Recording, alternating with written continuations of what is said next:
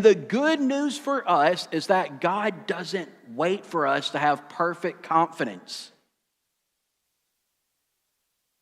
Repeat that one more time. God does not wait for us to have perfect confidence.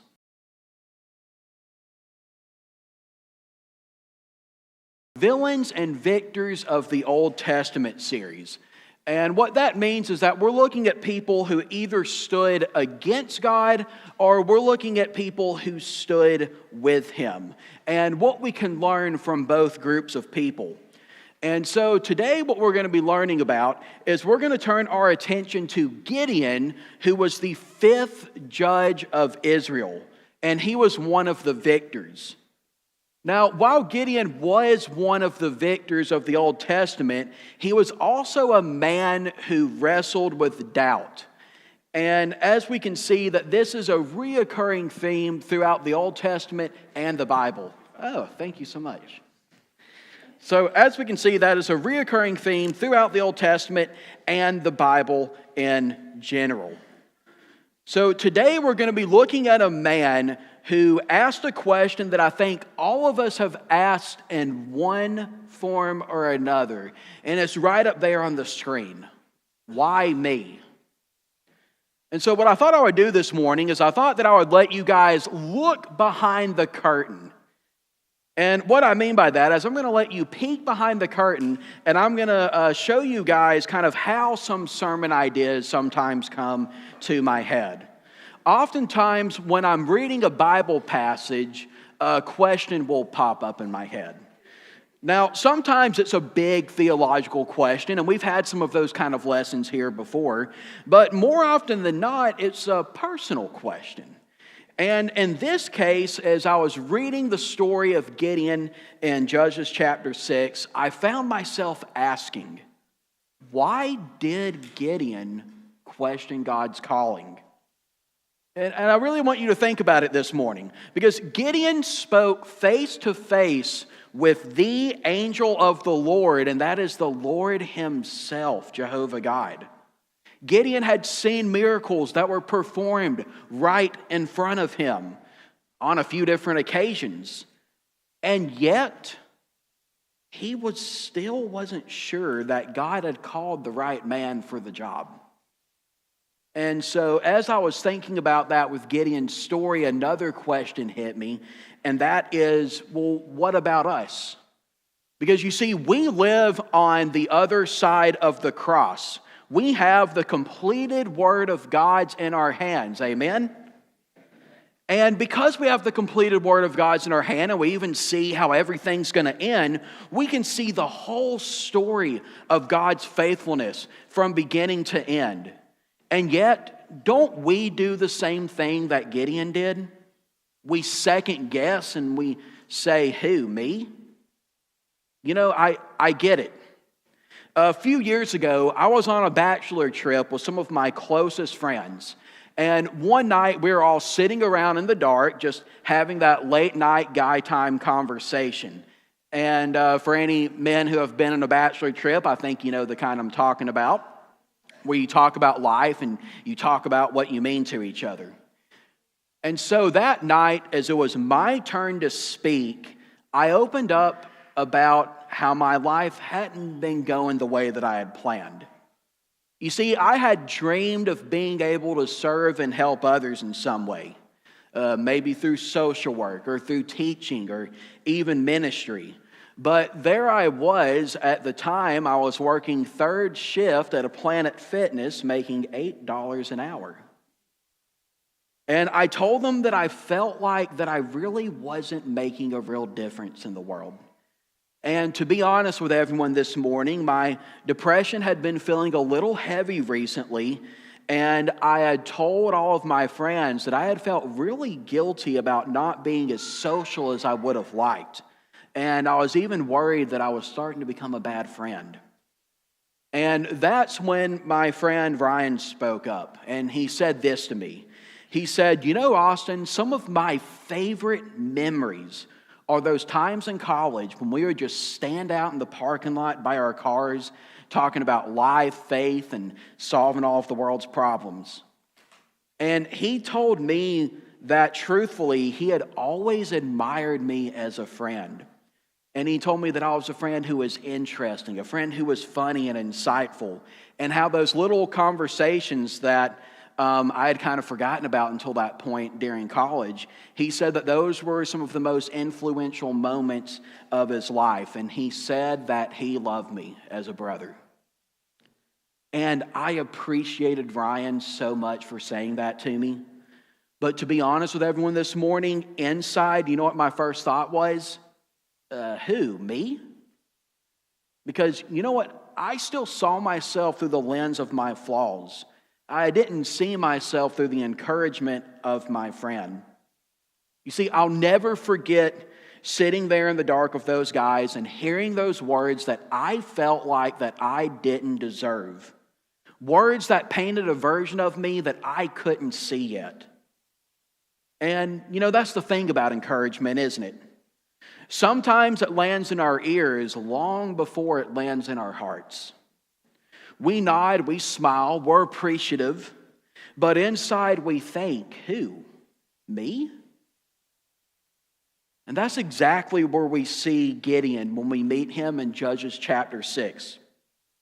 We see a man who is surrounded by the affirmation of God himself, but yet a man who is still unsure. And that brings us to our first truth to remember this morning when we begin to question God's calling. Now, before we get to that truth, let's set the stage of the story. Gideon's story, as RJ read for this morning, opens up in a tough time for Israel. You see, Israel had turned away from God, and as a result, God had allowed the Midianites to oppress Israel for about 7 years. Every harvest season, it said that the Midianites and the Amalekites would sweep in like locusts. And what they would do, they were stealing crops, they were destroying livestock, and they were leaving Israel with nothing. This wasn't a natural famine, but a man-made one. But it might as well have been a famine.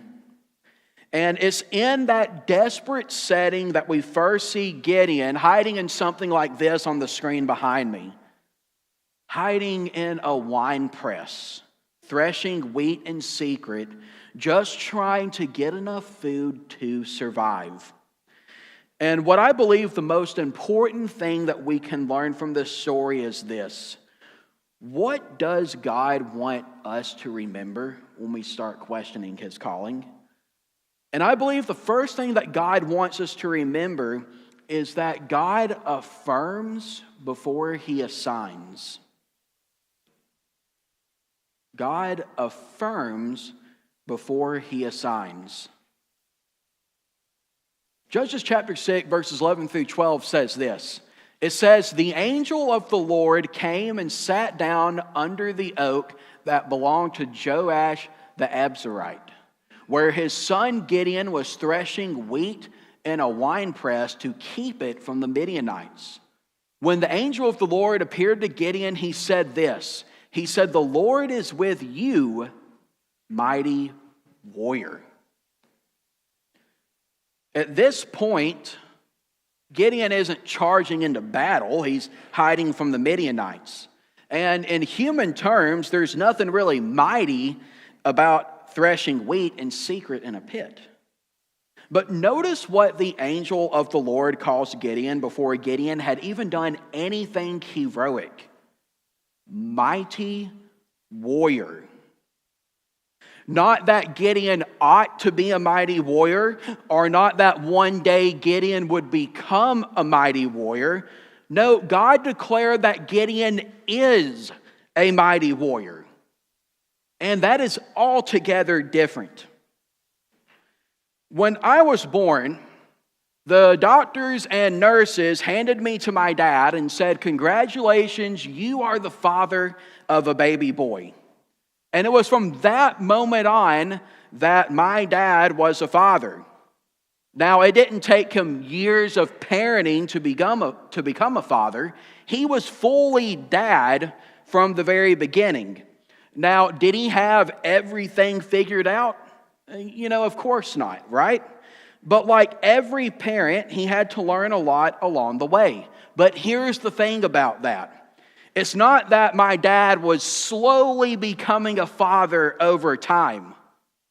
No, my dad had been declared one. And the rest of his life was spent living out that role and growing into it. And it's the same way with our faith. I want you guys to kind of think about baptism. From the moment that we come out of the waters in baptism, we are declared to be a Christian. 1 John 3, chapter 3, verse 1 says this. It says, "See what great love the Father has lavished on us, that we should be called children of God." And that is what we are. Not that we will be at the second coming or when you get to heaven. We're not partially saved or working towards salvation. You are fully His in that moment. Now, when we first become Christians, are we going to learn and grow in the years ahead? Of course we are, absolutely. But are you going to be saved more in 20 years than you are right now? No. Because God declares who you are right then. And that's exactly how God works with us. He declares who we are, and then we spend the rest of our lives living up to that call. I think what's really beautiful about this is that God often sees things in ourselves God sees things in us that we can't see in ourselves. Judges 6:14 says that the Lord turned to him and said, "Go in the strength you have and save Israel out of Midian's hand. Am I not sending you?" Now, notice again that God doesn't say, "Go get some more strength and then I'll send you." Or He doesn't even say, "Go in the strength that I'll eventually give you." What God says is to go in the strength that you have. Imagine how different our lives would change if we saw ourselves the way that God sees us. If we could, to illustrate a point, borrow God's glasses for a moment, you know what I believe that we would see? I believe that we would see a mighty warrior looking back at us right in the middle of our weaknesses. And that would change everything. But the truth is, when we look in the mirror, most of us don't see ourselves that way. We're quick to notice our weaknesses, but we can often be very slow to notice our strengths. And I think a lot of times that's why it takes someone else, someone who can see us from a different perspective, to point it out. An activity that I did with the youth group last Sunday is I gave them 2 different cards. And on the first card, I asked them to write down a strength that they saw in themselves that they believed that they had.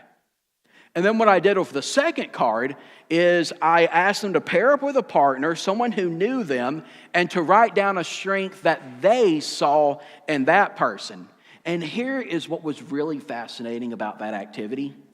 In every single case, the strength that the person wrote about themselves was a different one than what their partners saw in the other. Now, it's not that their own strength that they saw in themselves was wrong, but others can often see strengths in ourselves that we just can't see in ourselves. And what we discovered in this activity is that we are often a lot stronger than we think we are. And here's the exciting part about this for me. If that's true when it comes to our friends, imagine how much more true that is when it comes from the Lord Himself. Now, Gideon didn't see himself as a mighty warrior, did he? But God already knew that he was. God already saw the strength that Gideon didn't see in himself. And the good news for us is that God doesn't wait for us to have perfect confidence.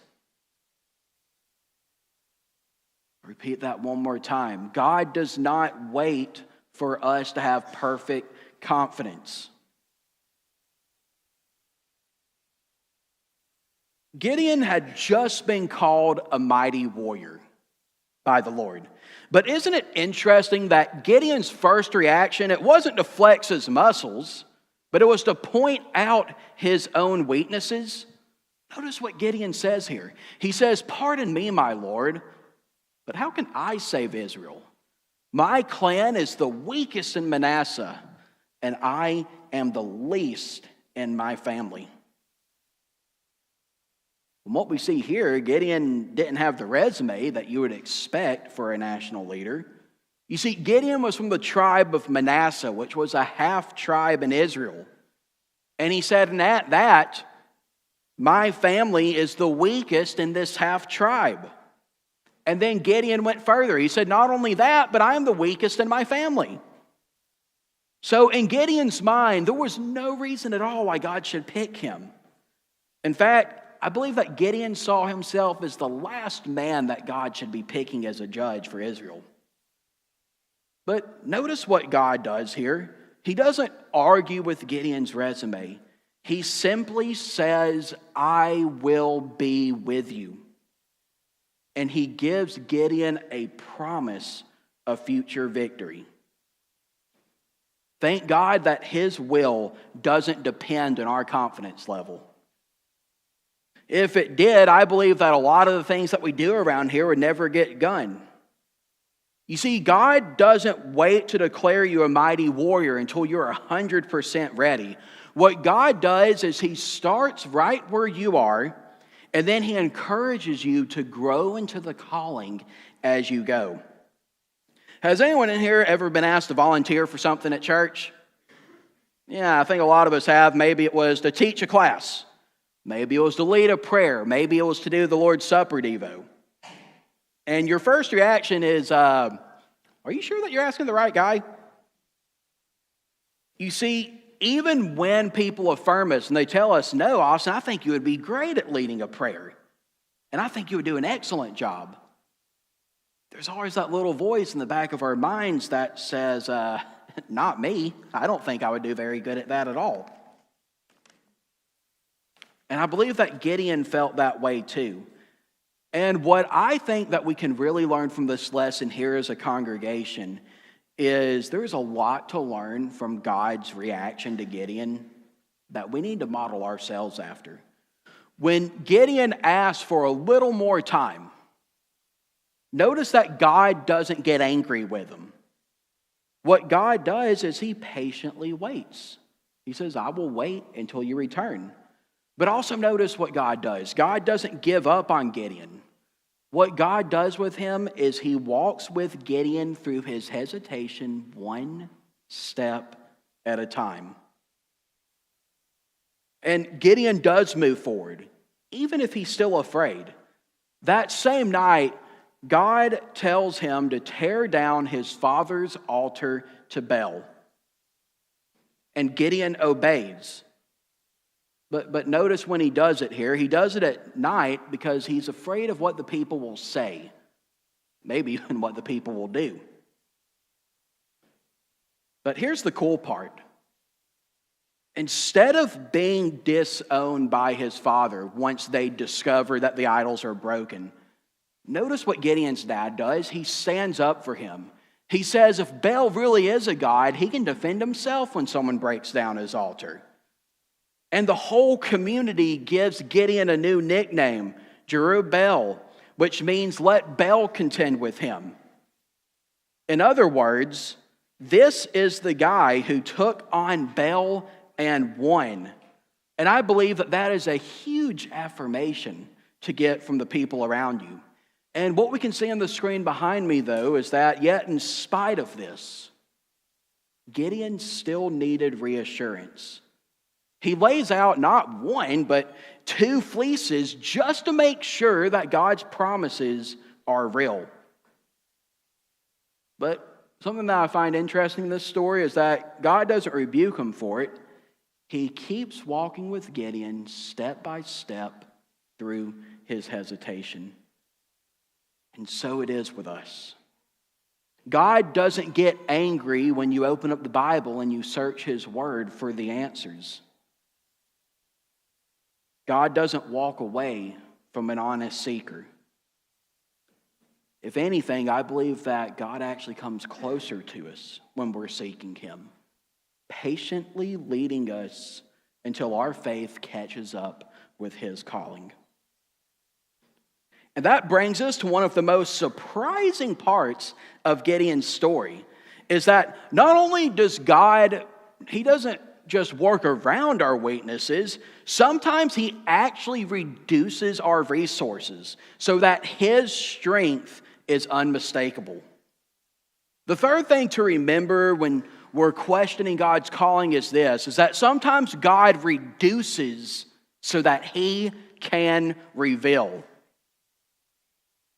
Sometimes God reduces so that He can reveal.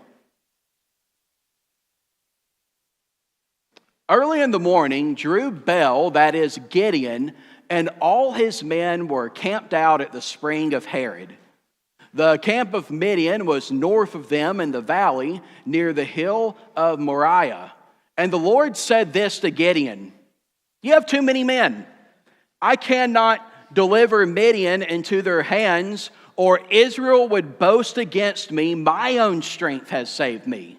Now announce to the army, anyone who trembles with fear may turn back and leave Mount Gilead." So 22,000 men left and 10,000 remained. And you know, this is actually in line with God's instructions from Deuteronomy. Did you know that in Deuteronomy, God says that if anyone was afraid before a battle started, that they were free to go home? And the reason why God did this is God didn't want fear to spread around through the ranks. So when Gideon gives that call, 22,000 men left.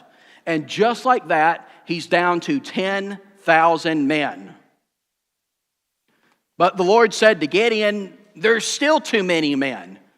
What I want you to do is take them down to the water, and I'll thin them out for you there. If I say, this one shall go with you, he shall go. But if I say that this one shall not go with you, he shall not go." So what Gideon does is he took the men down to the water, and there the Lord told him, "I want you to separate those who lap the water with their tongues as a dog laps to those who kneel down to drink." So it would probably look something like this. They were probably kind of laying it down and just lapping it up just like you would a dog, right? Now, how many of y'all, is that your first reaction when you see water? Okay, no hands, right? So it makes sense that out of 10,000 people, only 300 of them did that. Now, if I was Gideon, I would be like, the guys who drink water like a dog, that's who you want me to lead into battle? But that's what God said, right? And so the majority of people don't drink water like that. You had 300 unique individuals who did, and that's who God chose to go. Because what God says here to Gideon is this. He says, with the 300 men that lapped, I will save you and give the Midianites into your hands. Let all the others go home. So Gideon sent the rest of the Israelites home, but he kept the 300 who took over the provisions and trumpets of the others.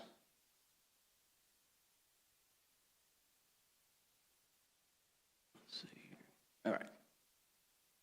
Now, I've read a lot of scholarly theories about this, about why God chose these men who, kneeled down right and drank like dogs. Some are pretty imaginative, okay? One of the most imaginative ones that I've read, like, well, if they're kneeling down and drinking like a dog, they could, like, spring up faster into action if they were attacked. And, maybe, right? It's an interesting theory, but I think that's overcomplicating it a little bit. I think the reason why God did this and he narrowed it down to 300 is exactly what he said earlier. He says, so that no one can say that my own strength has saved me. And that's the thing about God, is that sometimes he will prune your plans to make room for his purpose. It's like when I was considering going into ministry. What God did is He slowly whittled me down. And it's not that God whittled me down from bad things, okay? But I think that He whittled me down from the things that I thought that I needed to qualify based on all the one ads that I saw over the years. So in just about any ministry job one ad that you see, they're going to want you to have a seminary degree. Some of them want you to even have a master's or a doctorate degree. And they want you to be married and have 10 years of experience and have at least 2.5 kids. And so, I didn't have any of those things. Instead, what God did for me, instead of those 10 years of paid ministry experience, He had me volunteering as a Sunday school teacher while working a regular working man job at Planet Fitness. And I'm going to be honest with you, at that time, none of that made any sense to me. I really thought as the years were going by that I was really starting to lose some ground here. But I believe that now I can kind of look back and see that God was just removing the things that I thought that I needed. So that way I can learn to rely only on Him. Looking back on it, I don't believe that God was punishing me. I believe that God was just refining me. Just like with Gideon's army. He took away everything that I could have used to say that I did this. Me, Austin Drake, I did this all on my own. So that way, when the victory came, there was no doubt who got the glory. And so now I want to kind of turn it back on you guys. Maybe God has been doing some whittling down in your lives as well. Maybe He's been removing some things that you thought you had to have before you could serve Him. Maybe it's the perfect job or the right relationship or extra training, the confidence that you're still waiting on to magically get one day. But did you ever think about this? Maybe it's not that you're falling behind. It could be just that God is preparing you. Now, you may look around and say, but I don't have what they have. I don't have the resources, the connections, or the personality. But maybe, just maybe, God is taking away all the props that you thought that you needed. So that way, when the moment finally comes, you will know exactly who brought the victory. Now, Gideon had heard it all before, right? Gideon had heard, mighty warrior, go in the strength you have. I will be with you. He had been affirmed by God. He had been affirmed by his family. And he had even been given like a really cool nickname by his community. But what we see here in Judges chapter 7, we see something begin to shift. And it's really cool. During the night, the Lord came to Gideon and He said, get up, go down against the camp, because I am going to give it into your hands. If you are afraid to attack, go down to the camp with your servant Purah and listen to what they are saying. And afterwards, you will be encouraged to attack the camp. So he and Purah, his servant, went down to the outpost of the camp. Something of note to notice here in this passage is that when God says that something is going to happen, it's going to happen, right? So when God says that you will be encouraged, you can start looking around because that means that something is about to happen. So Gideon and Purah went to the outpost of the camp. And it says that the Midianites were as thick as locusts. And it says that their camels were beyond counting. And when Gideon went up to the camp, he arrived just as a man was telling his friend about a dream. And it's kind of a weird dream. He says that a round loaf of barley bread came tumbling into the Midian camp. It struck the tent and it collapsed. And then his friend said, this can be nothing other than the sword of Gideon. God has given the Midianites into his hands. What I love about this part of the story is it clicks. The promises that Gideon had been hearing from God the whole time, they finally hit his heart. What we can see up here in this passage is that the doubts that Gideon had been feeling immediately turns to worship, and he bows down before God. And when he bows down before God, it's not because God's promises ever changed. They stayed the exact same, but you know what did change? What changed is that Gideon's confidence in God had finally caught up to God's confidence in him. Some of you are still in that hesitation stage. You've heard God's truth about who He is and who you are, but it hasn't fully sunk in yet. And that's okay. And you know why it's okay? Because you may not feel it yet, but one day it will click, and you'll realize that God was telling the truth the entire time about who He is and who you are.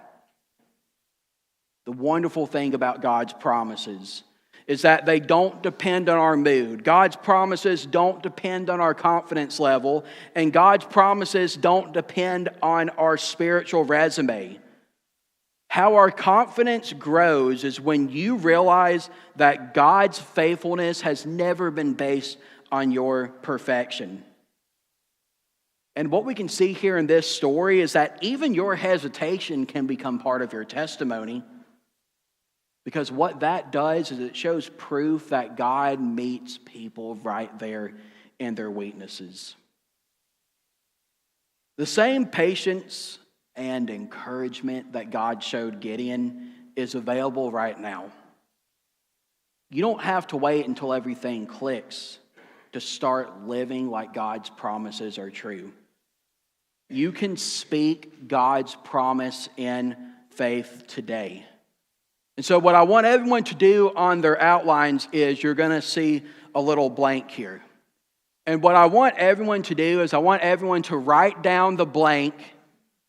And then once everyone's written it down, I want us to all say this together and to encourage one another. All right, so all together now. God has called me mighty warrior. I will go in the strength I have. The Lord is with me.